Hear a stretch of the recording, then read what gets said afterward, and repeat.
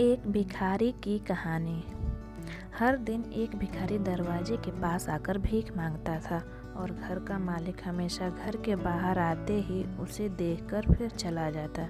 कई बार उसके लिए गालियाँ भी बकता। वो कहता, तू जिंदा ही क्यों है? पूरी जिंदगी ऐसे ही भीख मांगेगा क्या? धरती का बोझ क्यों बना बैठा है? और कभी कभी उस भिखारी को गुस्से में वह धक्का भी मार दिया करता। इतना कुछ हो जाने के बावजूद भिखारी के मुंह से सिर्फ यही निकलता कि भगवान तुम्हारे पापों को माफ़ करे। एक बार सेठ को धंधे में बड़ा नुकसान होने की खबर मिली। सेठ बहुत परेशान था कि तभी उसके दरवाजे पर वही भिखारी आया। गुस्से में अपना आपा खोते हुए सेठ ने उस भिखारी को पत्थर दे मारा। पत्थर लगने के कारण भिखारी का सर फूट गया और उसके सर से खून बहने लगा। फिर भी दर्द से कराहते हुए भिखारी ने इतना ही कहा कि भगवान तुम्हारे पापों को माफ़ करे।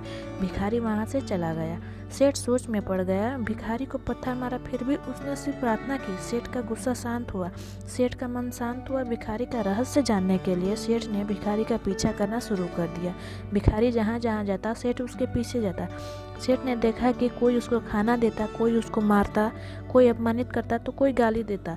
लोग भिखारी के साथ चाहे जैसा व्यवहार करते, लेकिन भिखारी सबके लिए एक ही प्रार्थना करता, भगवान तुम्हारे पाप माफ़ करे। अब रात होने को आई थी। भिखारी अपने घर जाने के लिए लौटा। वो अपने घर पहुंचा, लेकिन सेठ अब भी उसका पीछा कर रहा था। पीछा करते करते वह भिखारी के घर पहुंचा और उसने वहां जो देखा उसे देखकर उसकी आंखें फटी की फटी रह गई। उसने देखा कि एक पुरानी टूटी हुई खटिया पर एक बूढ़ी औरत लेटी हुई थी। काफ़ी कमज़ोर थी और बीमार लग रही थी। वह भिखारी की पत्नी थी। अपने पति को वापस आता देख वह खाट से उठ खड़ी हुई। पत्नी ने अपने पति के भीख वाले कटोरे में देखा तो उसमें सिर्फ आधी बासी रोटी थी। उसे देखकर वह बोली, आज बस इतना ही मिला?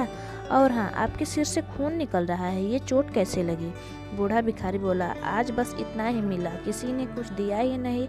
सबने गालियाँ दी और एक ने पत्थर भी फेंक मारा, इसलिए मेरा सर फट गया। एक गहरी ठंडी सांस लेकर बूढ़ा भिखारी फिर से बोला, यह मेरे ही पापों का फल है।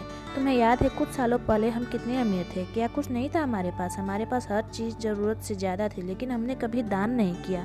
और उससे भी बुरा हमने उस अंधे भिखारी के साथ किया जो हमारे द्वार पर भीख मांगने आया करता। बूढ़ी पत्नी की आंखों में आंसू आ गए। वह बोली, हाँ, हम उस बेचारे अंधे के साथ बहुत बुरा करते थे, उसका अपमान करते थे, उसे खाने के लिए रोटी की जगह कागज दिया करते थे, उसका मजाक उड़ाया करते थे और कभी कभी मारा भी करते थे। मैंने कभी उसको रास्ता नहीं दिखाया। एक बार मैंने उसके मुंह पर मिट्टी भी फेंकी थी और वह हमेशा दुखी होकर यही कहता, भगवान तुम्हारे किए की सज़ा देगा, भगवान तुम्हारे पापों की सज़ा जरूर देगा।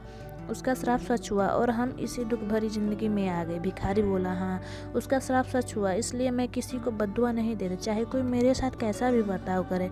मैं हमेशा उसके लिए प्रार्थना करता हूँ। मैं नहीं चाहता कि कोई भी हमारे ज़िंदगी जैसा अनुभव करे, किसी को भी हमारे जैसे दुखों का सामना करना पड़े। वो नहीं जानते कि वो कितना बड़ा पाप कर रहे हैं, इसलिए अनजाने में हुए पाप की ऐसी सज़ा किसी को भी मिले मैं नहीं चाहता। सेठ वहीं पर छुपकर यह सारी बातें सुन रहा था। अब उसे सब कुछ समझ में आ गया। भिखारी और उसकी पत्नी ने आधी रोटी मिलवार कर खाए और भगवान को धन्यवाद बोलकर सो गए। अगले दिन बड़ा भिखारी फिर से भीख मांगने गया। सेठ के घर के पास जाते हैं। सेठ ने पहले से उसे गर्मा गर्म रोटी उसके लिए निकाल रखी थी। उसे देते हुए सेठ विनम्रता से बोला, माफ़ कर दीजिए बाबा, मुझसे बड़ी बड़ी गलती हो। बूढ़ा भिखारी बोला, भगवान तेरा भला करे। इतना कहकर वह आगे निकल गया। इस कहानी से जो सीख लेने लायक है वो बड़ी ही सिंपल है कि आदमी चाहे किसी के बारे में बुरा कहे या भला, लेकिन भगवान सिर्फ कर्म के हिसाब से उसे फल देता है। क्या हुआ अगर भगवान नहीं देखता है? लेकिन यह बात बिल्कुल सच है, उसके खाते में सबका हिसाब बहुत पक्का होता है। इसलिए जब भी किसी के लिए कुछ करो तो अच्छा ही करो। दोस्तों, अगर यह कहानी आपको अच्छी लगी हो तो लाइक करिए, शेयर करिए और प्लीज़ मेरे चैनल को सब्सक्राइब कर दीजिए।